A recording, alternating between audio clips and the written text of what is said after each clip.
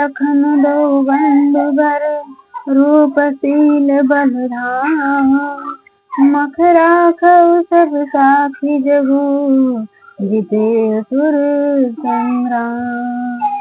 जय श्री राम। राधे राधे। सभी को प्रणाम, नमस्कार। मेरे इस वीडियो में तो जहाँ पे हमने कल कथा सुनी थी उसकी आगे की कथा हम सुनेंगे आज। जहाँ पर प्रभु श्री राम, प्रभु विश्वामित्र प्रभु श्री राम और लक्ष्मण जी के बखान राजा जनक जी को सुना रहे हैं। तो सब लोग और वीडियो पसंद आया होगा तो प्लीज लाइक से सब्सक्राइब करिएगा। तो आगे की कथा चलिए हम सुनते हैं। तो रूपशील और शक्ति के खान इन दोनों भाइयों का नाम राम और लक्ष्मण है। इन्होंने मेरे यज्ञ की रक्षा की है और युद्ध में राक्षसों पर विजय पाई है। इसका साक्षी सारा संसार है। मुनि तब चरण देखि कहराऊ, गई न सकऊं निज पुण्य प्रभाऊ। सुंदर श्याम गोरे दो भ्राता, आनंद के आनंद दाता। राजा ने कहा, हे मुनिवर, आपके चरणों के दर्शन करके मैं अपने पुण्य का प्रभाव नहीं कर सकते हैं। ये सुंदर और सांवले गौर वर्ण के दोनों भाई आनंद को भी आनंद देने वाले हैं।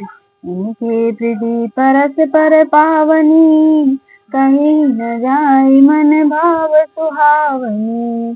सुनहु नाथ कह मुदित विदेहु, ब्रह्म जी सहज सुनेहु।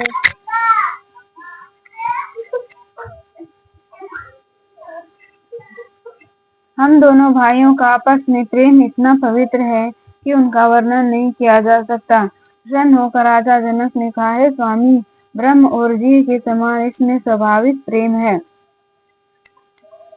पुनि पुनि प्रभु चितव नर नाहु, पुलक गात उर अधिक उछाहु। मुँह नहीं प्रशंसी नाई पद सीसु, चले उलवाई नगर अवनीसु। राजा जनक बार बार श्री रामचंद्र जी को देखते हैं।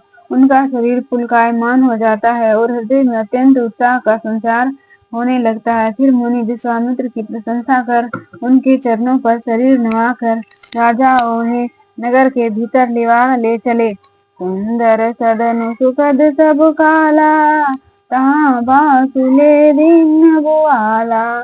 करी पूजा सब विधि सेवकाई, गए हो राव गृह विदा कराई। राजा जनक ने उन्हें सब सुंदर भवन में ठहराया, जो सब काल में सुख देने वाला था। सब तरह से पूजा अर्चना करके राजा आज्ञा प्राप्त कर घर को चल दिए। यश संग रघुवंश मणि, करी भोजन विश्राम। बेटे प्रभु भ्राता सहित, देव भरी राम। ऋषियों के साथ रघुकुल शिरोमणि श्री रामचंद्र जी ने भोजन किया और विश्राम करके अपने भाई लक्ष्मण के साथ बैठ गए। उस समय एक पहर दिन शेष रह गया था। लखन हृदय लाल सा विशेषी, जाय जनकपुर आयस देखी। तबु भय बहुरी महुनी, सकु चाही प्रगट न कहि मुनहि मुस्काहि।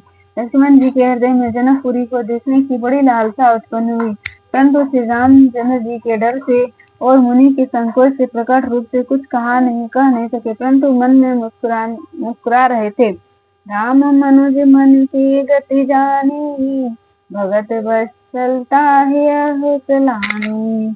परम विनीत सकुची मुस्काई, बोले गुर अनुशासन पाई। प्रभु श्री रामचंद्र जी ने अपने छोटे भाई लक्ष्मण के मन की बात जानकर उनके हृदय में भक्त वत्सलता उमड़ पड़ी। वे बड़ी विनम्रता पूर्वक संकोच करते हुए तथा मुस्कुरा कर गुरु विश्वामित्र जी से आज्ञा लेकर बोले, नाथ लखन परि देखन चाहि, प्रभु संकोच डर प्रकट न कहाई।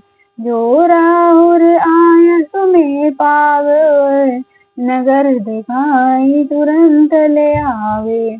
हे स्वामी, लक्ष्मण जनकपुरी को देखना चाहते हैं, परंतु संकोचवश और आपके डर से कहने में संकोच कर रहा है। यदि आप आज्ञा प्रदान करें तो हम उसे जनकपुर जनकपुरी दिखाकर शीघ्र लौटाऊं। सुनी मुनि से कह वचन सप्रीति, कसन राम तुम राखहु नीति। धर्म से तु पालक तुम ताता, प्रेम विवश सेवक सुख दाता। यह सुनकर मुनि विश्वामित्र प्रेम पूर्वक बोले, हे राम, तुम मर्यादा की रक्षा भला क्यों न करोगे।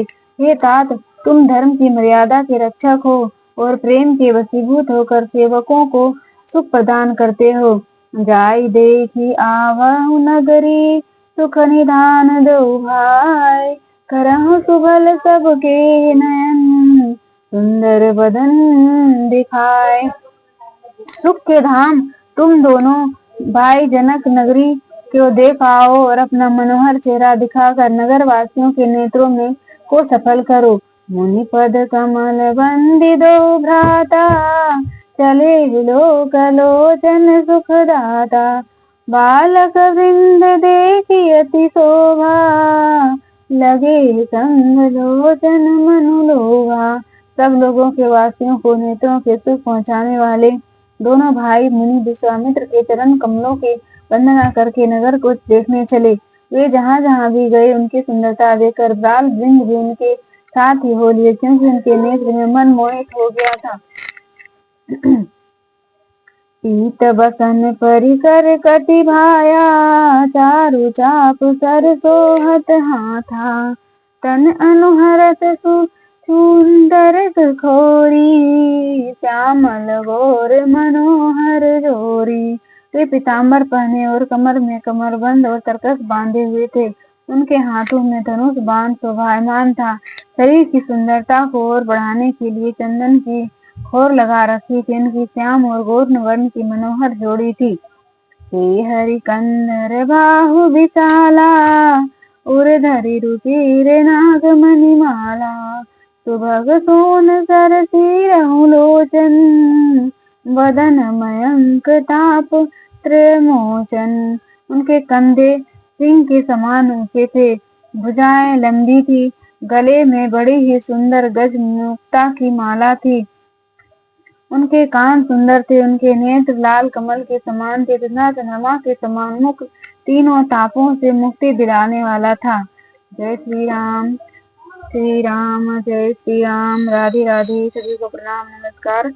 तो अब यह आज की कथा यहीं पर विश्राम होती है, जिसमें आपने सुना कि प्रभु श्री राम जी चले हैं विश्वामित्र जी से आज्ञा लेकर जनक नगरी की भ्रमण करने के लिए, जनक नगरी घूमने के लिए, जनक वासियों को अपना दर्शन देने के लिए। तो इस कथा आगे की कथा हम कल सुनाएंगे आप लोगों को। और आज की कथा अगर आप लोगों को पसंद आया हो तो प्लीज वीडियो को लाइक से सब्सक्राइब करिएगा और प्रभु श्री राम के लिए एक बार प्यारा सा कमेंट कीजिएगा। राधे राधे, जय श्री राम।